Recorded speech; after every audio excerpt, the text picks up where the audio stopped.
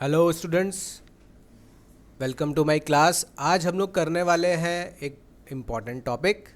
हर topic ही important है क्योंकि इसके अंदर मार्क्स आता है। बहुत लोग बोलता है सर आप हर ही टॉपिक में इम्पॉर्टेंट बोल देते हैं। भाई हर वो टॉपिक जो तुमको मार्क्स दिलवाएगा वो इम्पॉर्टेंट तो होगा ही, इसीलिए हर टॉपिक इम्पॉर्टेंट ही है, आपका जानना ज़रूरी है। चलिए अब यहाँ पर आपको क्या सीखना है। आज जो हम लोग टॉपिक करने वाले हैं वो है रेक्टिफिकेशन ऑफ एरर्स। ये वो टॉपिक है जिसके लिए पहले आपको बेसिक रूल्स पता होना चाहिए। अगर वो नहीं पता है तो आपको प्रॉब्लम आएगा। और बहुत लोग क्या करते हैं, छोड़ के आते हैं। रेक्टिफिकेशन सीख लिए, नहीं आ रहा तो वो तुक्का में चले गए, 8-10 इंटरव्यू याद कर लिया, अगर वो वाला आ गया तो कर देंगे, नहीं आया तो बोले कोई नहीं, छोड़ के चले जाओ। आप ध्यान से अगर देखेंगे आज का वीडियो और इसके बाद मेरा जो नेक्स्ट वीडियोस आएगा तो आपको रेक्टिफिकेशन बड़ा इजी लगने लगेगा, मज़ा आने लगेगा खुद करने में। ठीक है, तो सबसे पहले हेडिंग लिखिए। चैप्टर का नाम होगा हमारा rectification of errors. Rectification of errors, नाम में एक्सप्लेनेशन है। रेक्टिफिकेशन का मतलब टू रेक्टिफाई, ठीक करना किसको, गलतियों को। ठीक है तो ये कैसे करेंगे ये अपने को सीखना है, लेकिन इसको सीखने से पहले हमारा पर्पस क्या होने वाला है, हम सबसे पहले जाने थोड़ा सा डिटेल्स में चलते हैं। क्या देखिए हम सब जानते हैं कि सबसे पहले हम लोग क्या बनाते हैं, जर्नल, फिर क्या बनाते हैं, और लेजर बैलेंसेस से क्या बनता है। तो इसका कहीं ना कहीं इधर भी कुछ रोल है। तो ट्रायल बैलेंस में हम लोग क्या करते हैं, सारे लेजर्स का डेबिट एंड क्रेडिट बैलेंस को लिख लेते हैं। और हम ये जानते हैं कि ये दोनों साइड जो टोटल होता है मेरा क्या होना चाहिए, ये इक्वल क्यों होना चाहिए। इसके पीछे रीज़न आप क्या दोगे बेटा कि इक्वल क्यों होना चाहिए। तो अब इसका देंगे सर, यहाँ पे हम लोग ये जाने थे डबल एंट्री सिस्टम, और इसमें हम क्या सीखे थे कि सर हर एक डेबिट का क्रेडिट भी होना, एक अमाउंट अगर डेबिट हो रहा है तो उसका कोई काउंटर पार्ट होना चाहिए जो क्रेडिट भी होना चाहिए। तो ये हम सीख चुके हैं। तो यहाँ पे डबल इंटरेस्ट सिस्टम अप्लाई हो रहा है, डुअल एस्पेक्ट कॉन्सेप्ट। और यही कारण है जो ये बताता है कि ट्रायल बैलेंस का जो डेबिट एंड क्रेडिट साइड है वो इक्वल होना चाहिए। बहुत लोग यहाँ पे ये भी बोल सकते हैं, यहाँ से हम एक और तरीके से समझा सकते हैं कि बेटा हम ऑलरेडी जानते हैं कि asset must be equal to capital plus. तो एसेट का नेचर क्या होता है बेटा, कैपिटल। लायबिलिटी का नेचर आमतौर पर क्या होता है, तो यही हो रहा है, डेबिट इक्वल टू, यही तो हो रहा है। तो हमारा ट्रायल बैलेंस टैली होना चाहिए। ट्रायल बैलेंस का टैली होना हम क्यों बनाते हैं, why trial balance, to check क्यों बनाते हैं, अरिथमेटिकल एक्यूरेसी चेक करने के लिए।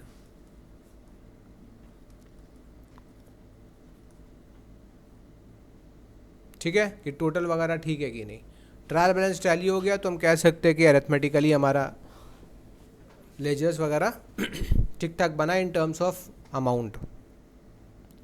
लेकिन ऐसा नहीं है, क्या ध्यान रखना है, even if trial balance matches, क्या याद रखना है, इसको नोट रखना है सबको, या इस पहले एक स्टेटमेंट लिख लो, trial balance is not a conclusive proof of the complete correctness of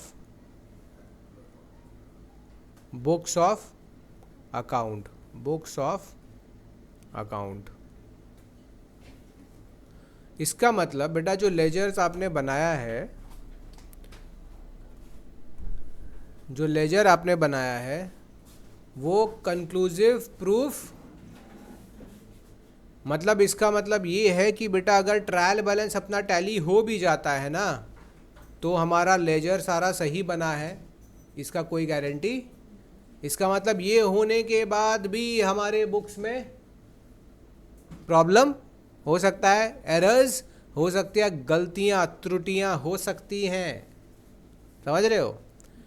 even if your trial balance tallies, it does not guarantee that your books of account is correct.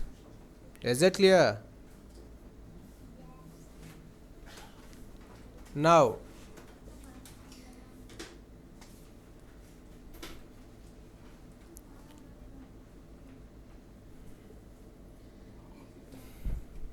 तो अभी तक हमने क्या किया, इसको समझ ले।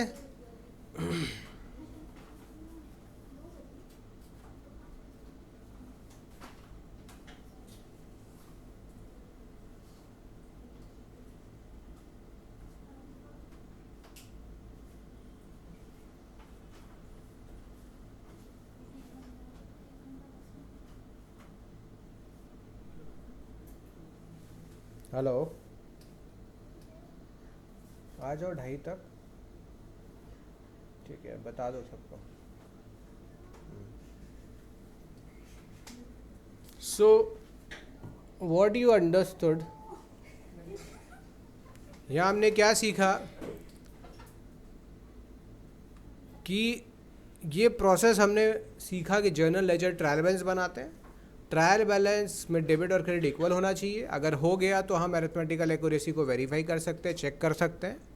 ऐसा क्यों होता है? क्योंकि हम डबल एंट्री सिस्टम फॉलो करते हैं, तो डेबिट इक्वल टू क्रेडिट होना चाहिए। लेकिन अब हम ये सीख रहे हैं कि trial balance is not a conclusive proof, मतलब ये फाइनल प्रूफ नहीं है, या ये टैली हो गया तो इसका मतलब ये गारंटी नहीं है कि बुक्स ऑफ अकाउंट सही है। ट्रायल बैलेंस टैली होने के बाद भी क्या होता है, अकाउंट्स में गड़बड़ी हो सकता है। समझ में आ रही है बात?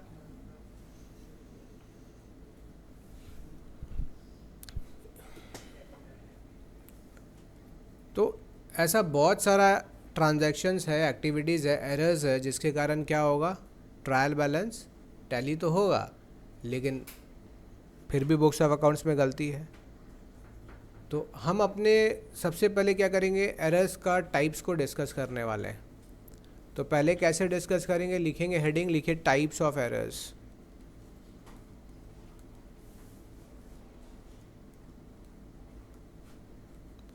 ठीक है, आप लोग पता है ना, स्टार्टिंग में हम लोग टॉपिक लेकर चल रहे थे चैप्टर के अंदर भी, तो आप टॉपिक के हिसाब से चल सकते हैं, कोई दिक्कत नहीं है, आप टॉपिक बनाते जाओ। टाइप्स ऑफ एरर, तो इसके अंदर बेटा 2 टाइप सीखना है आपको। पहला लिखिए एरर्स विच अफेक्ट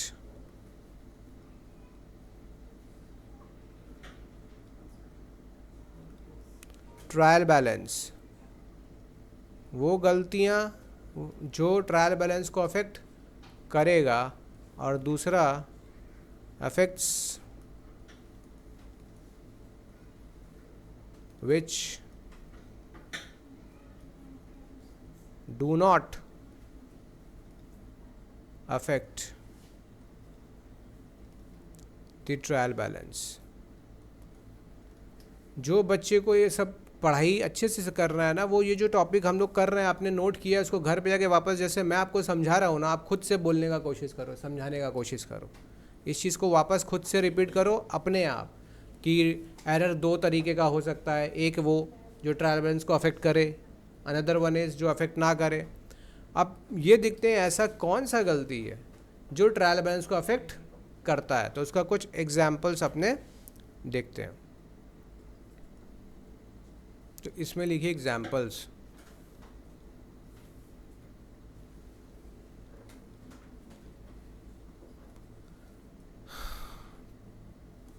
तो एग्जाम्पल नंबर 1, यहाँ क्या हो रहा है, सपोज कीजिए कि आपने जर्नल का जो पोस्टिंग किया है वो सिर्फ एक ही एस्पेक्ट का किया, तो क्या लिखेंगे, पोस्टिंग ओनली वन एस्पेक्ट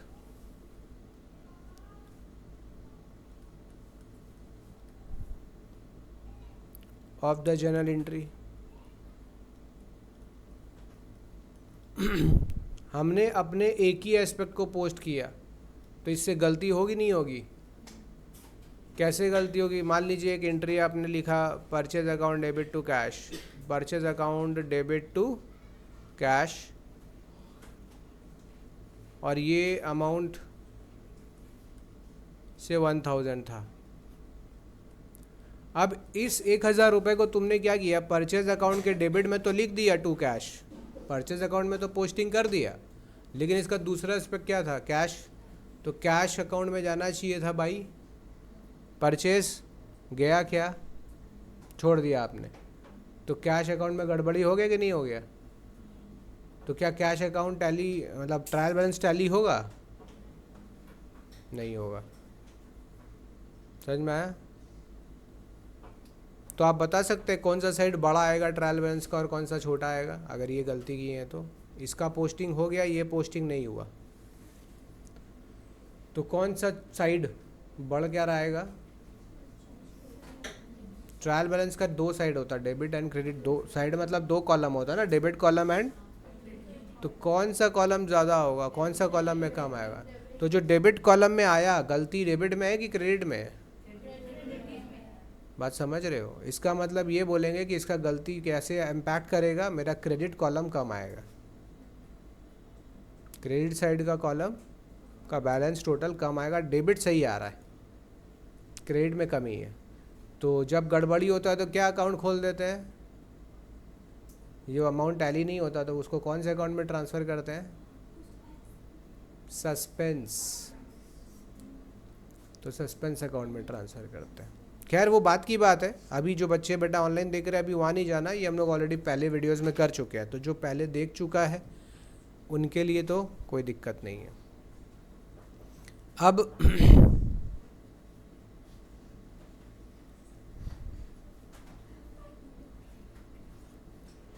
दूसरा लिखिए,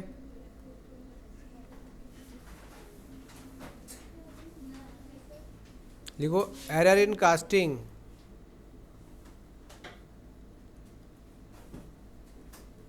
कास्टिंग एरर क्या होता है? टोटलिंग की लिख लो। कभी कभी आप टोटली गलत लिखते हो, टोटल गलत कर दिए हो, वो टोटल जब ट्रायल बैलेंस में जाएगा तो भी मैच, अमाउंट का गड़बड़ी हो गया ना तो समझ लो कि ट्रायल बैलेंस मिलेगा नहीं। ठीक, आमतौर पे ऐसा ही है, लेकिन कुछ गड़बड़ी ऐसा होता है जिसमें फिर भी मिल जाएगा, अमाउंट गलती किया है फिर भी, देखेंगे वो क्या है। अच्छा लिखिए posting but wrong amount in one account. हमने क्या किया, रॉन्ग अमाउंट डाल दिया। सेम कॉन्सेप्ट रखो बेटा, यहाँ सेम देखो, यही एंट्री है, ठीक है। अब परचेज में तो लिख दिया है डेबिट में टू कैश 1000, कैश में क्या लिख देगा, बाई परचेज कितना लिख देगा 1000, लेकिन 1000 की जगह अमाउंट यहाँ गड़बड़ होगा, अब 1 नहीं लिखेगा, कुछ और 10 लिख देगा, तो कैश में कितना लिख दिया 10,000, है ना। तो गलत हो गया कि नहीं हुआ? एंट्री ठीक किया है, अमाउंट गलत लिखा है एक अकाउंट में, तब ऐसा हो रहा है।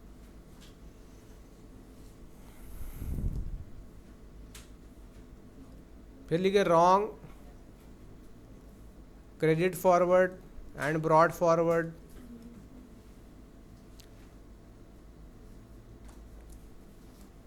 From one page to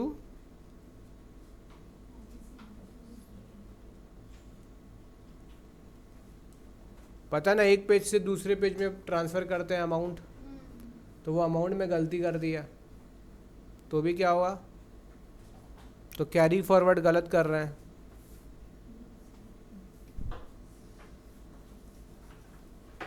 wrong balancing लिख लो। हम लोग जानते हैं लेजर को बैलेंस करके निकालते थे ना, to balance C D B D, उसका ही टोटल, उसको बैलेंस ही गलत किए, मतलब क्रेडिट और डेबिट से माइनस करके जो आना चाहिए था आप लाए तो हो लेकिन वो नहीं है, कुछ गलती हुआ हुआ है उसमें, तो भी होगा, तो भी टैली नहीं करेगा, तो ये सब गलती तो पकड़ में आ जाएगा।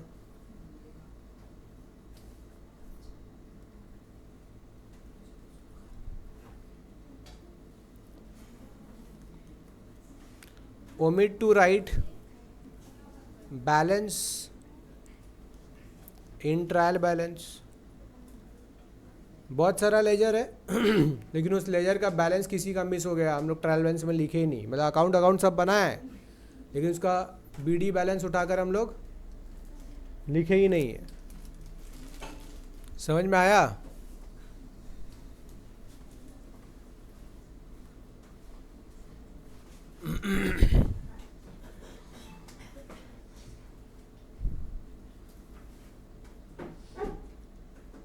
Wrong casting of trial balance. Trial balance का ही टोटल गलत निकाल दिए, बनाए ठीक है, टोटलिंग गलत की है, तो भी आंसर नहीं आएगा।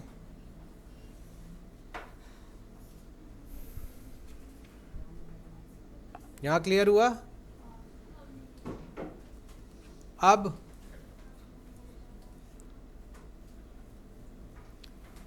ऐसा गलती, ये इंटरेस्टिंग पॉइंट है, ऐसा गलतियाँ यहाँ पर है जो ट्रायल बैलेंस को अफेक्ट ही नहीं करेगा। गलती है लेकिन ट्रायल बैलेंस टैली होगा, तो ये डेंजरस चीज़ हो गया ना। टैली हो के आप आगे बढ़ गए लेकिन फिर भी अकाउंट में तो ये थोड़ा इंटरेस्टिंग चीज़ है कि ऐसा क्या चीज़ है जहाँ पर ट्रायल बैलेंस तो टैली होगा लेकिन फिर भी अकाउंट्स में मिस्टेक बुक्स में है। तो उसमें सबसे पहला चीज़ क्या है बेटा, लिखेंगे एरर ऑफ प्रिंसिपल। इसका मतलब होता है आपको अकाउंट्स का ठीक से रूल्स नहीं पता, आप डेबिट क्रेडिट करना ठीक से नहीं जानते हैं। इसका एग्जांपल को समझो, आपने एक मशीन खरीदा है, ये गलती सबने किया है, आपने एक मशीन खरीदा है 5,000 रुपये का, तो एंट्री क्या होना चाहिए बेटा, machine account debit to cash 5,000। लेकिन इसकी जगह इंस्टेड आपने क्या किया, याद करो, ये करेक्ट एंट्री है, लेकिन हर बच्चा स्टार्टिंग में जब अकाउंट्स करता है तो ये एंट्री ज़रूर करता है, वो मशीन की जगह क्या करता है, purchases account debit to cash कर देता है। बात समझ रहे हो? लेकिन क्या ये सही है? ये गलत। तो क्यों ऐसा गलती किया स्टूडेंट?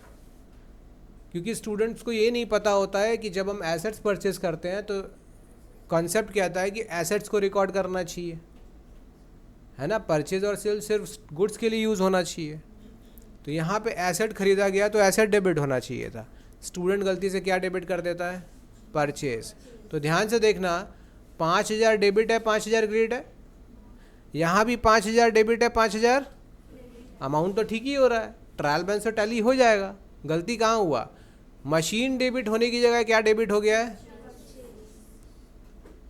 गलती है, लेकिन क्या ट्रायल बैलेंस का टोटल होगा, नहीं होगा, हो जाएगा। ट्रायल बैलेंस टैली हो जाएगा इस गलती में, क्योंकि डेबिट में तो 5,000 गया ही है और क्रेडिट में भी 5,000 गया है, बस जहाँ जिस अकाउंट में जो अकाउंट डेबिट होना चाहिए था वो किए ही नहीं, कुछ और ही कर दिए। तो इसका मतलब ट्रायल बैलेंस टैली होगा लेकिन फिर भी मिस्टेक है। तो इसे ये होता है पहला एरर ऑफ प्रिंसिपल। दूसरा एरर, इसको कहते हैं compensating error, very interesting error, ठीक है।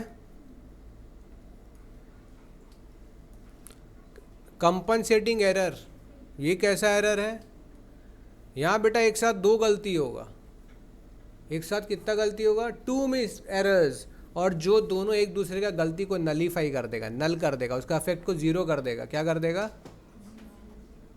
दो गलती एक दूसरे को के इम्पैक्ट को नल कर दिया। एग्जाम्पल देखना है, चलिए एग्जाम्पल देखिए। वेजेस डेबिट होना चाहिए था 500 से, कितना से?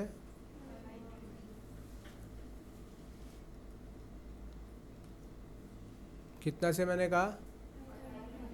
500 से। देखो वेजेस डेबिट होना चाहिए था 500 से, लेकिन गलती से आपने क्या किया है, 5000 लिख दिया।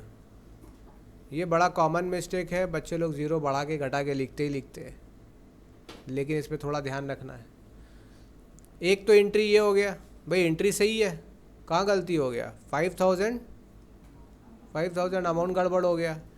दूसरा एंट्री था कि रेंट पे करना था 5000 का, अब इसको क्या कर दिया है? एंट्री है rent account debit to cash account, लेकिन यहाँ पे क्या हो गया? 500 हो गया। अब बताओ इसका इम्पैक्ट क्या पड़ेगा? ये करने से इफेक्ट हो गया, ट्रायल बैलेंस टैली होगा नहीं होगा? हो जाएगा, लेकिन फिर भी मेरे अकाउंट्स में गलती है, यही खतरनाक है। इसको पकड़ना भी बहुत मुश्किल हो जाता है ना। डिफरेंस अमाउंट का आ गया तो समझ गए कहीं गलती तो है ही, अमाउंट में गलती है, देख लें। यहाँ तो ऐसा है कि टैली हो रहा है फिर भी गलती है। कंपनसेटिंग एरर्स बड़ा इंटरेस्टिंग एरर है। इन दोनों का इफेक्ट क्या पड़ेगा, ध्यान से देखो। डेबिट में भी कितना आ गया? इसका 5000, इसका तो डेबिट में बैलेंस 5500 डेबिट हो गया, और क्रेडिट में भी बैलेंस देखो 5000 और 500 हो गया। तरीका से देखा जाए तो ट्रायल बैलेंस का डेबिट कॉलम में 5500, क्रेडिट कॉलम में भी 5500 आएगा। Trial balance will tally, but again there is some error, तो ये इट अनडिटेक्टेड।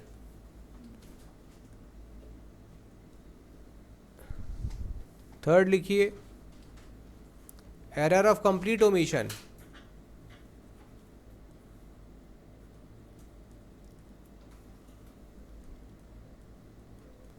ये आप सब करोगे कभी ना कभी, और कर चुके होगे। जब भी आप जर्नल बनाते हो तो कभी कभी क्या होता है, एक डेट मिस हो जाता है। डेट क्या हो जा रहा है? चल रहे हैं 1 2 3 4 7 10 9, मतलब 10 15 17 चल रहा है ना, बीच में देखिए तो एंट्री मिस हो गया, पूरा का पूरा ट्रांजैक्शन ही। तो कंप्लीट ओमिशन का मतलब क्या हुआ? पूरा ट्रांजैक्शन ही मिस कर दिए। इसका मतलब अगर एक ट्रांजैक्शन मिस होगा तो ना तो उसका डेबिट का एंट्री हुआ और ना उसका, तो तरीका से तो एंट्री गायब है। ट्रायल बैलेंस तो मिलेगा ना, ट्रायल बैलेंस टैली कब नहीं होगा? जब अमाउंट में झोल होगा। यहाँ ट्रांजैक्शन ही उड़ा दिए, इसका क्या मतलब हुआ? बात समझ में आया? लॉजिक समझ में आया? ट्रायल बैलेंस टैली होगा लेकिन अकाउंट से मिस्टेक है। तो कंप्लीट ओमिशन क्लियर है?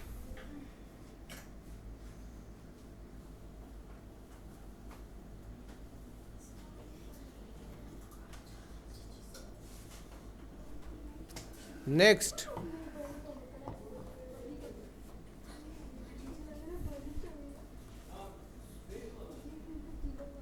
नंबर 4 लिखिए, correct amount on the correct side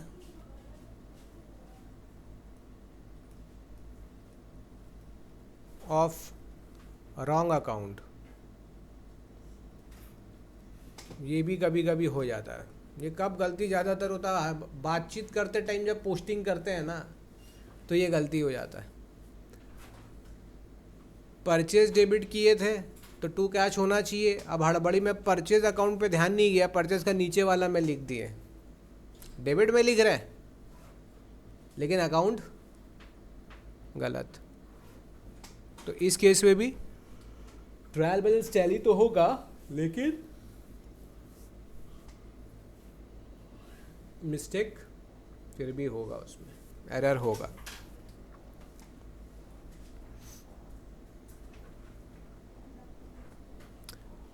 और एक कर सकते हो क्या,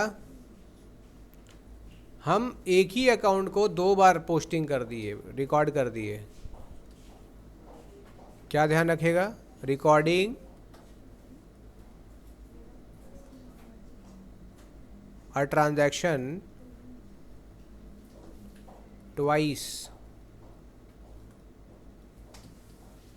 पेड वेजेस है, एक बार कर दिए, पेड वेजेस का एंट्री कर दिए, फिर से वेजेस का एंट्री कर दिए, या तो एंट्री रिपीट कर दिए या पोस्टिंग गलत कर दिए, 2 बार कर दिए तो भी हो जाएगा भाई। ट्रायल बैलेंस का डेबिट क्रेडिट दोनों आ गया ना, तो एक ट्रांजैक्शन जब 2 बार रिकॉर्ड हो जाए तो भी ट्रायल बैलेंस तो टैली होगा, लेकिन फिर भी मिस्टेक होगा। तो क्या यहाँ तक क्लियर है? हम लोगों ने समझा? कोई दिक्कत?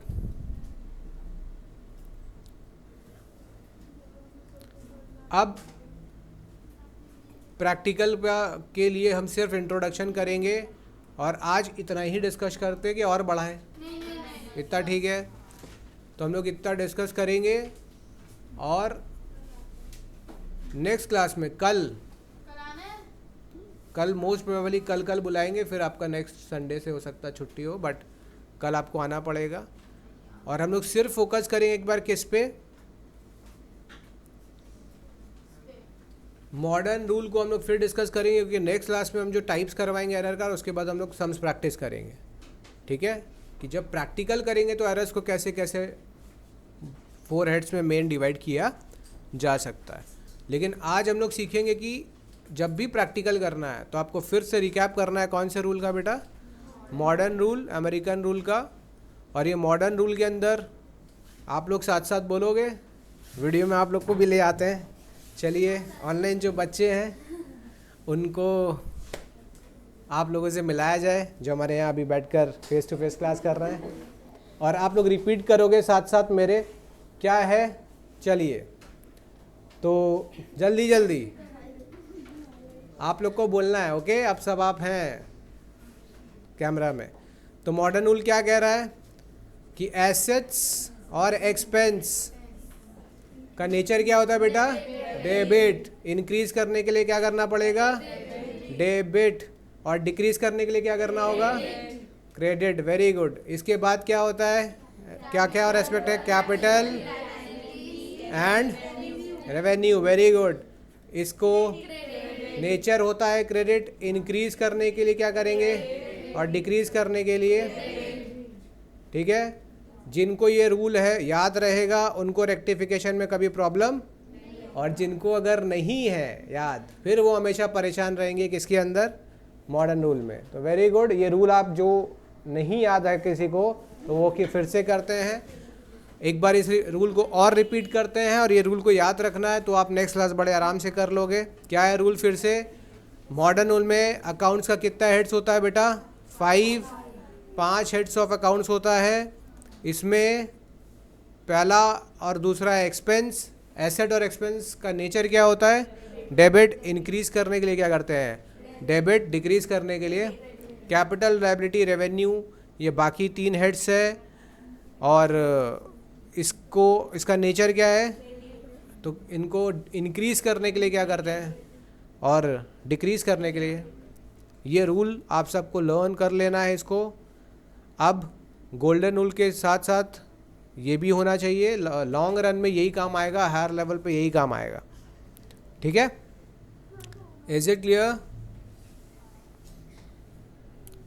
तो आई होप ये वीडियो सबको पसंद आया होगा। क्लास अपने सारे फ्रेंड्स के साथ इसको शेयर कीजिए, हमारे चैनल को सब्सक्राइब कीजिए, और मिलते हैं ऐसे ही नेक्स्ट वीडियो के साथ। तब तक ये लर्न ज़रूर करना है आपको इस रूल को, एंड मिलते हैं फिर नेक्स्ट क्लास में। तब तक के लिए बाय बाय, सी यू, जय हिंद, लव यू ऑल।